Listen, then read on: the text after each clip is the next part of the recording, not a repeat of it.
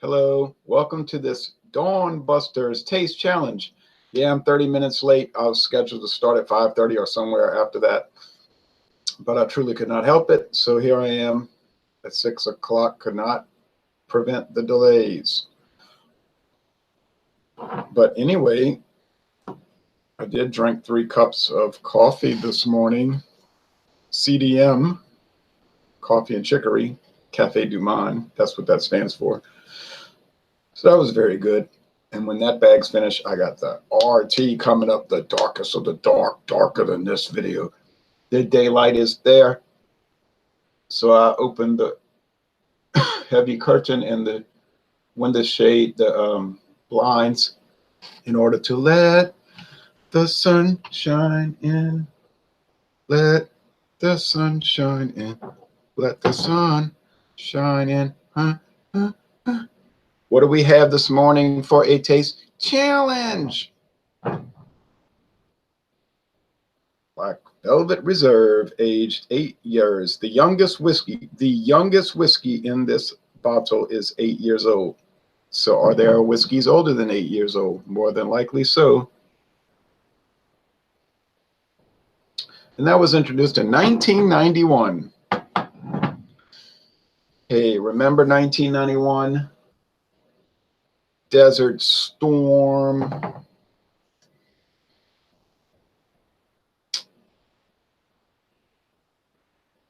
And Nirvana. And the Great Betrayal of the Black Album. All right. We're going up against Rich and Rare Reserve, it was introduced in either 2010 or 2011. Can't pin that down, but I know that was the time frame. That's when it hit the market. Sazerac wanted to put out some more specialty versions of their common Canadian whiskeys, like Royal Canadian, small batch, which I've never seen in a store, and the Rich and Rare Reserve, and some other ones. Okay, that might have been when Hunter Rye came out, the Canadian Hunter Rye thing. All right, anyway, this one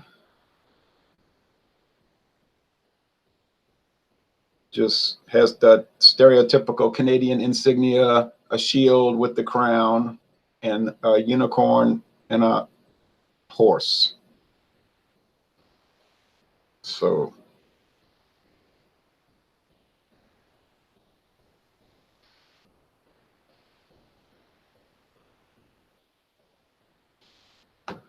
many Americans don't know much about Canada.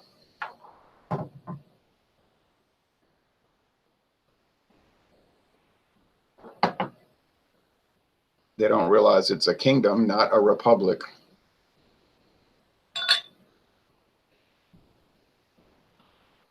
The republic has a president or a governor. Some have a governor, like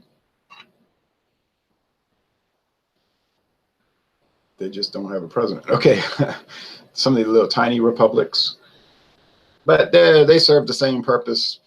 The executive, chief executive, whatever, the manager, the head of state. Canada has a queen. Okay. Queen Elizabeth II, also Queen of England and Scotland and Ireland, Northern Ireland. Barrel aged in oak, aged 8 years. So there's the Rich and Rare. It's got the crown, the black velvet, the crown and some frilly things and 4 diamonds. Why it has 4 diamonds, I do not know. 4 diamonds making a diamond.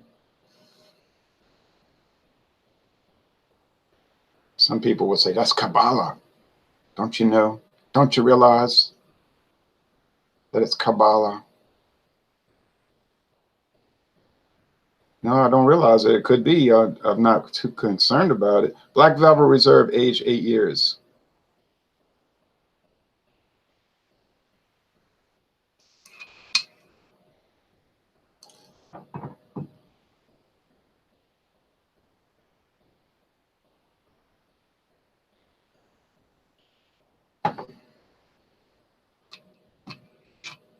How about price? Okay, let's talk about price.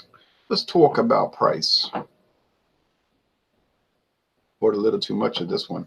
I guess I'll have to drink it down to make it fair.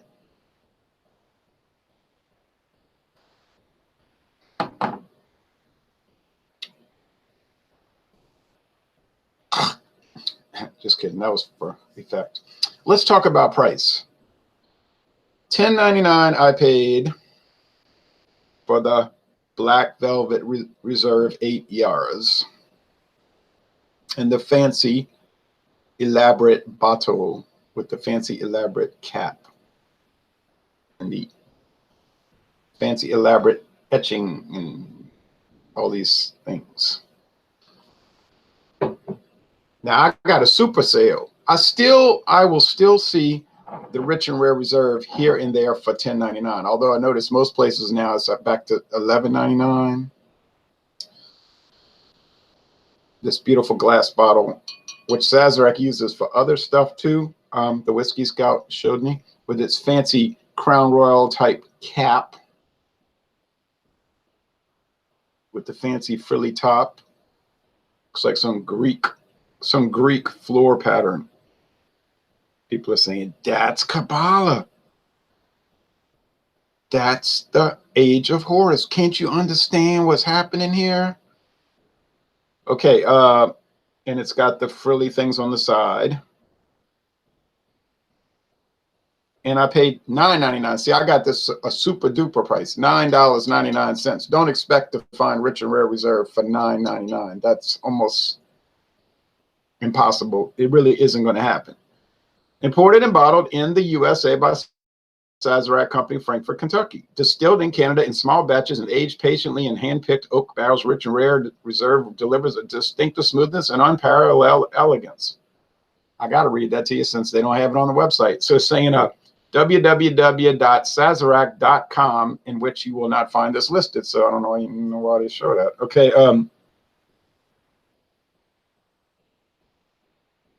No age statement. What is the age? What is the age? I don't know. I don't know. It's deep, dark, amber. Look at that. That's like not a new penny, like an older penny. They seem like they got lighter. Must use cheaper coating.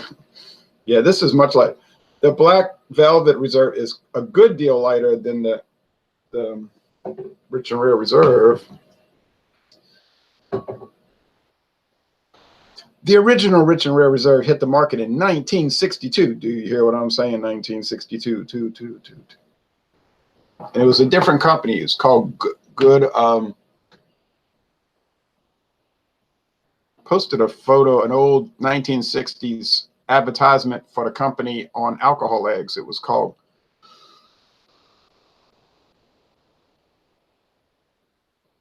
some name. Good Rich. Good. It ain't Goodrich, something. And they used to have all these different brands. And then they sold it to, I think, Barton, and then Barton sold it to Sazerac. No, Constellation Brands sold it to Sazerac, I think, because they were trying to get rid of some of the lower end stuff. Sazerac has made a career out of that. I'm going to read the comments in a moment. They made a career out of that. They go around buying up struggling brands like Southern Comfort, but legacy brands that have memories. And as of January, probably 2019, they're going to own Seagram's VO and 18 other brands that they agreed to buy from Diageo. Yeah, Diageo has made a big deal with Sazerac Company. Yep, but not the Seagram's 7 Crown. Looks like Diageo is going to keep that one. That looks like that's doing really well. They kind of neglected VO, so why would it do well? But the Seagram's 83, which I think I saw at a store once, and I didn't know what it was. And it was in a big plastic bottle. I was like, I don't think I want to get a plastic bottle. It was an 83 proof. It's an old Seagram's brand that just lurks around the stores, that's been lurking around the liquor stores for the last 80 years. And then Seagram's 5-Star, which I thought 5-Star had been discontinued, but it isn't. And And then Reese Jr. says here, Anheuser-Busch is going to end the Jacksonville brewery tours. That's weird. Either there's not a lot of action happening there. In other words, they rarely get people showing up for the tour. I noticed that Houston cut back on their hours. Might have been for the winter season, though. But, I mean, why have a facility offering tours if nobody's touring? I think the more likely reason, though, is that the company is so strapped for money now, they're making cuts everywhere they can. You read the article maybe about how they put themselves in a bad bind by buying Miller, SAB Miller. It was a cash purchase. They paid cash for it, but it used up all their cash. And beer is declining in popularity. So they thought, well, we can buy it and then it will get all our money back by all this increased revenue. Yeah, but that hasn't happened. So you say, well, Anheuser-Busch could never fail. They couldn't go out of business. They couldn't go downhill. Who would have said that about Sears 30 years ago? Nobody. Well, maybe a few insightful people that could read the writing on the wall. Where is this? I have this poster somewhere. Gooder Hams. That's it. Gooder Hams. That's a strange name, huh? Gooder Hams. My stuff is gooder than yours. And they used to sell these Rich and Rare in that fancy bottle. Kind of a rectangular bottle with that fancy gold top that they kind of mimicked in the Reserve. Maybe they used the original recipe in the Reserve to replace the with natural flavoring. So I don't know. Cointreau liqueur, and Michael Jennings was saying, "Oh, I love that stuff. It's great." Cointreau with the little red ribbon. I've seen it around. And then Skol vodka. They used to have a fancy Russian Constantinople Byzantine Empire Russian Kiev looking bottle. Now it's just a standard liquor bottle. Gooder Hams. Okay.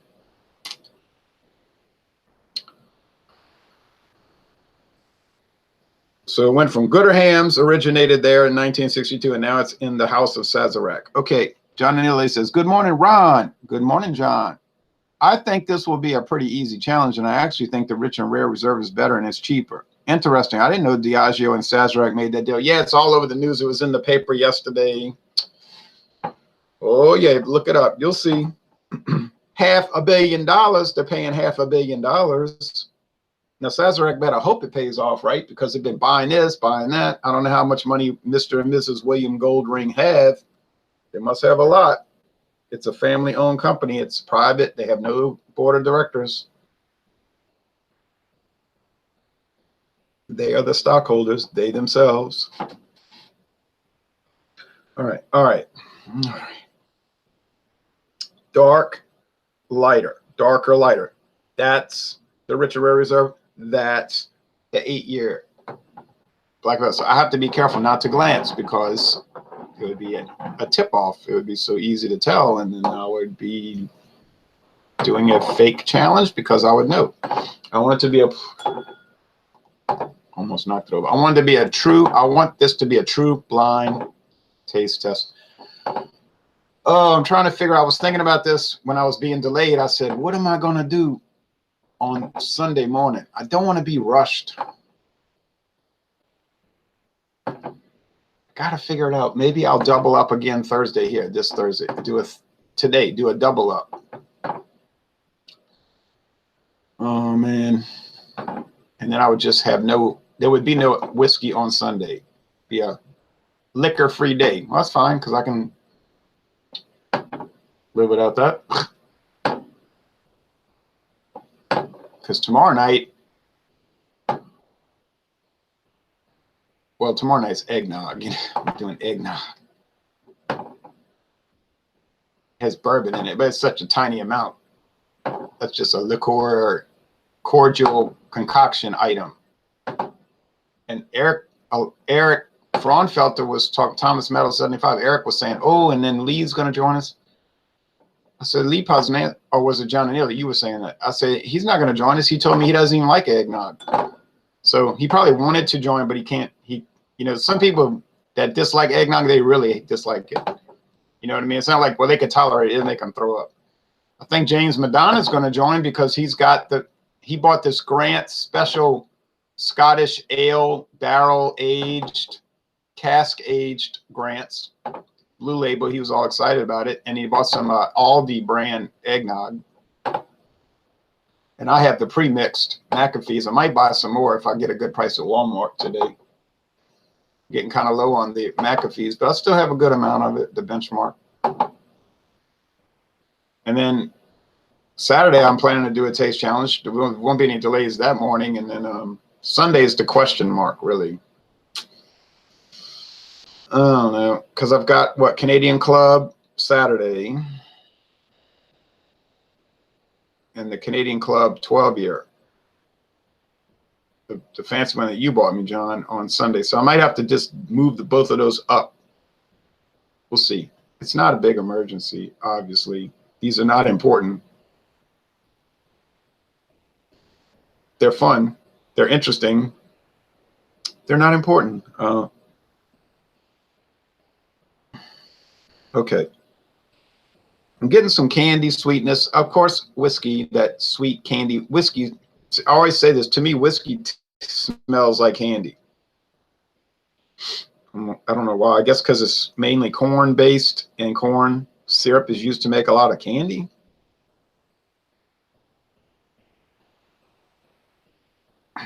Okay, that smells like it might be the Black Velvet Reserve 8-year, but I don't know.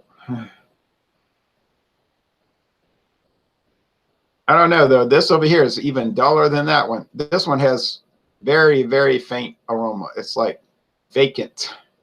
And what did I say about that Black Velvet and the Black Velvet Reserve? I said they were pretty dang dull. Not bad. Never said they were bad. I said dull. A lot of people like dull liquor. Love it. Adore it. I know people that just love dull beer. They say my top 10 beers to drink, and you would be like, has no flavor, has no flavor, has no flavor, has no flavor. To them, they love it. Love it. Does that make them bad? No. And the fact that you like really luxurious, bountifully flavored beers doesn't make you good.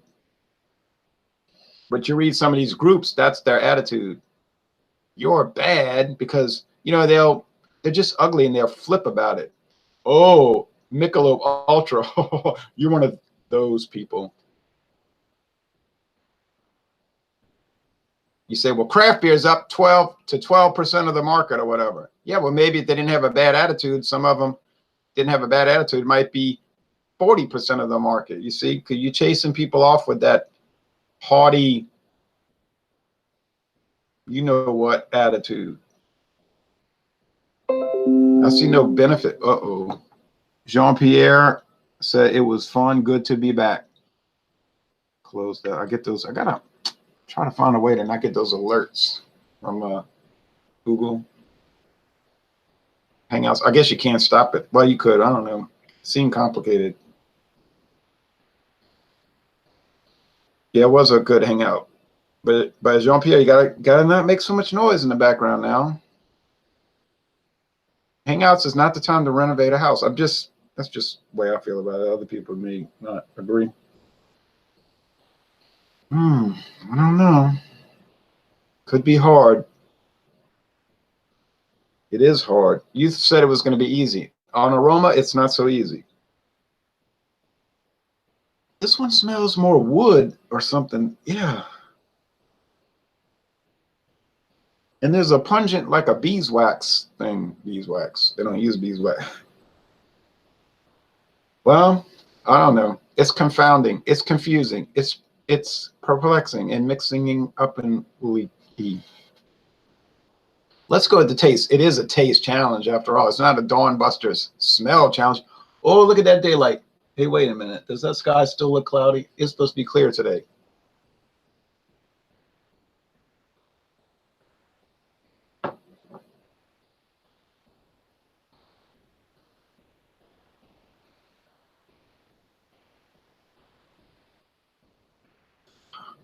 Almost set it down and looked at it. Oh, what a mistake that would have been. Wow. All that wood. That wood kind of scratched my face. All right. Woo! You like wood? You like woodiness in a whiskey? You like a lot of W's?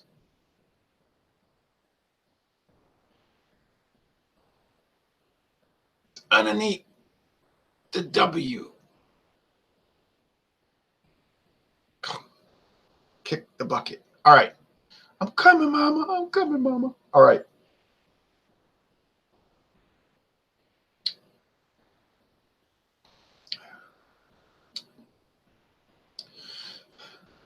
Wood, yes. Some char, yes. Is much wood? No. More candy sweetness, more sugar, if you will. Uh-oh. Hey, you said this is going to be easy. Why is it not easy? Okay.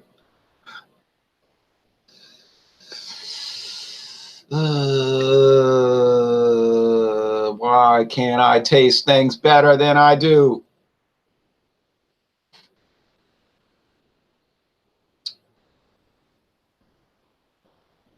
I'm trying.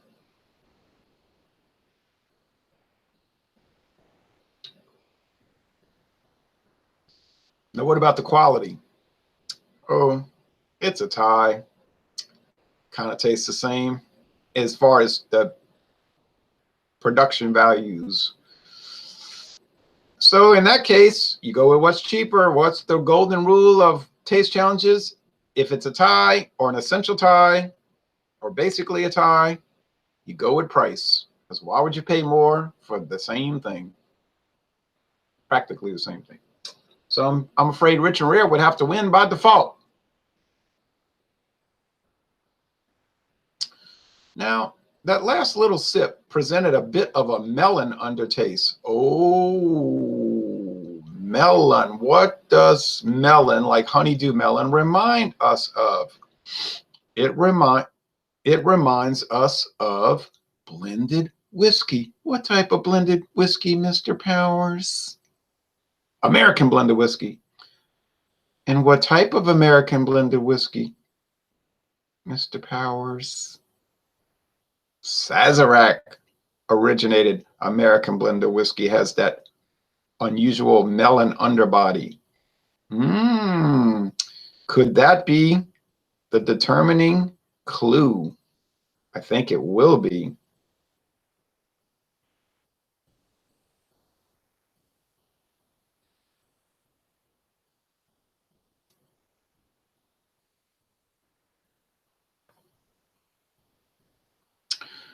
What is that? Picture of a couple of people. And who's in the picture?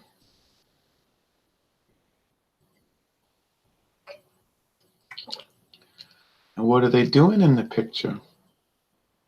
Sitting together on the couch. They're sitting together on the couch. All right.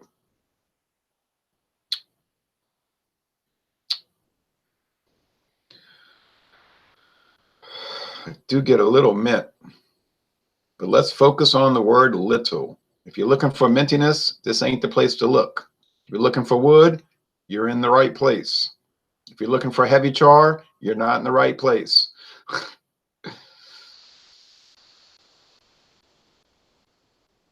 You might not know this, but you probably do. You can have wood without char. Normally, Black Velvet Reserve is priced at $16.99 in my area. Yeah, same here. So the Rich and Rare Reserve would definitely be the winner. Yes, I think that is the case. But we seem to have this perpetual sales rotation going on around here. It's almost like there's collusion. I don't mind collusion. I'm a free enterprise person, okay? But it's almost like there's some secret meetings going on. And the different grocery store chains say, look,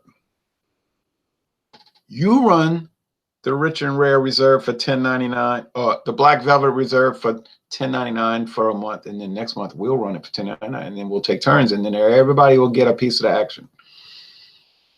Because that's illegal, you know, collusion.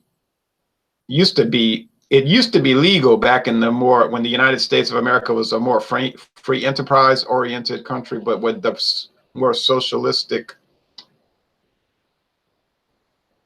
Yeah, I used that term correctly. Socialistic viewpoint. They started passing laws against it. Okay.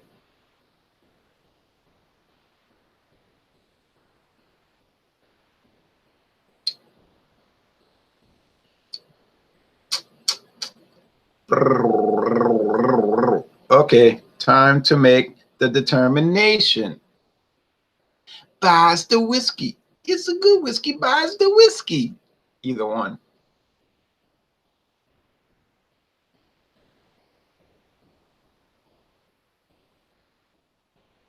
Walk softly through the desert sands. Careful where you tread. Okay. I say this is Black Velvet Reserve. I say this is the Sazerac Rich and Rare Reserve. Am I right? We about to find out. One more sip.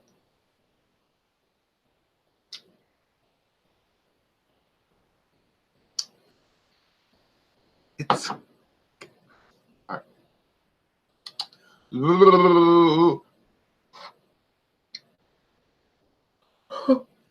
All right.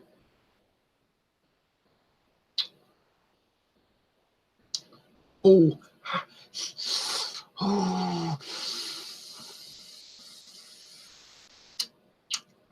If you want to go out, you better take her out. This stuff in the bottle. All right, now here we go. Enough. Ring, ring, ring. I did it. I did it. I did it. I did it. It is Rich and Rare Reserve. By golly. I was just playing. All that talk about couldn't figure it out. I knew it all along. Well, actually, I didn't. But I think I was able to work through it. Basement Beer says, shout out to the Amosofats. Yes, but I'm here at the Dawn Busters mansion.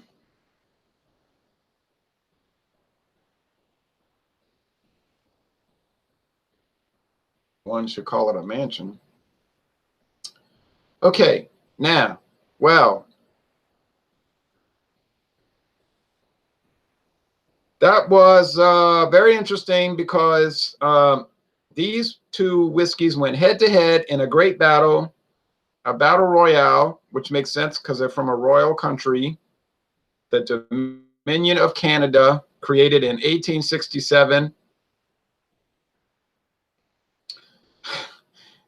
And with the provinces and the territories and the Trans-Canada Highway and all of those things. Now, it is the longest highway in the world, contiguous highway route. You say, no, it's the Trans-Siberian Highway that runs from Vladivostok to the west of the Urals. Well, okay, look, that's really a railroad, all right? They're still working on the highway, and some of that highway is an undeveloped dirt trail. Like now in 2018, you hear what I'm saying? 2018. So that would not be correct. That's why, you know, Russia has a history of making things seem grander than they are. In World War II, the German army say, well, they got these road maps. What they did, they got like Rand McNally, world, because they made these things back then, international road maps, road atlas, map of Russia, Soviet Union. Oh, now they say, look at this big highway that runs from Leningrad to Moscow. We could take that, you know, we could take these roads. And the Russian Soviets say, highway is beautiful, paved super highway, in which superior advanced Soviet paradise, communist paradise vehicles ride up and down the highway at rapid speeds with extremely efficient gas mileage, petrol mileage. So the Germans say, oh, we could take this route. Well, then when the actual attack occurred, June 22nd, 1941, they started to go down some of these highways, and they said, well, this is not a highway. The map's not matching up. This is a dirt trail. What is this? There's this dirt. And of course, it rained, and they got full of mud. So totally, he said, that was brilliant deception. No, they had no imagination that that was going to occur. The Soviet, they just made these lies, about the highways, and the Germans thought it was true.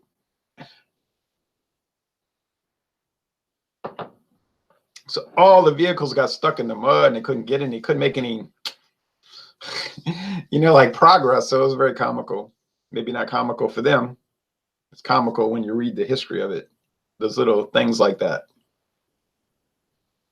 Well, that's actually what the United States Army did when they invaded Germany in World War II in 1945. They just got these Rand McNally travel maps.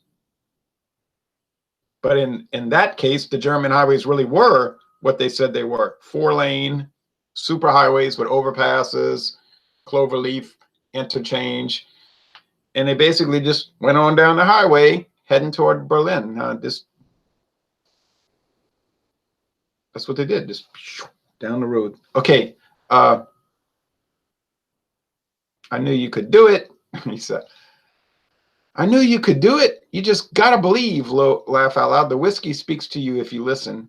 And it's speaking to me right now. And I was prepared because I took that Bella olive oil, extra virgin, thank you very much, and I poured it in the pan. I got it hot. I cut up the 2 slices of bacon-flavored Spam from our friends at Hormel. Put the 2 slices in there, spread all the oil around. Scrambled up 2 medium eggs, got them so scrambled up in the bowl, poured them into and onto the Spam and the oil. Got that very, very hot.